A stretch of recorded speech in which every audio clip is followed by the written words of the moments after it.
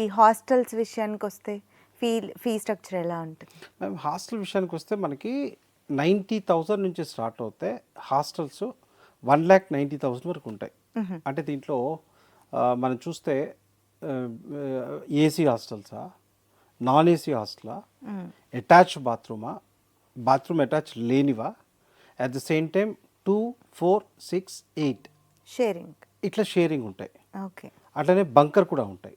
Bunker beds కింద పైన ఉంటాయి కదా, బంకర్ బెడ్స్.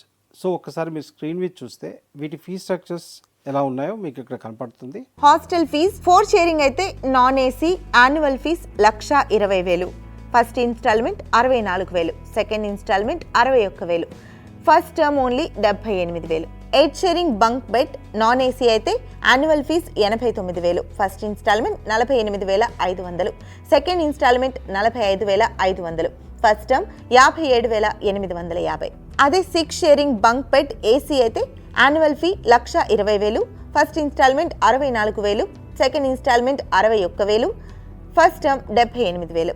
4 షేరింగ్ ఏసీ అయితే annual fees 1,60,000, first instalment 84,000, second installment 81,000, first term 1,04,000. 2 sharing non AC 1,40,000, first installment 74,000, second installment 71,000, first term 91,000. 4 sharing non AC annual fee 1,30,000, first installment 69,000, second installment 66,000, first term 84,500. 2 sharing AC annual fees 1,90,000, first installment 99,000, second installment 96,000, first term 1,23,500. 4 sharing AC annual fee 1,72,000, first installment 90,000, second installment 87,000, first term 1,11,800.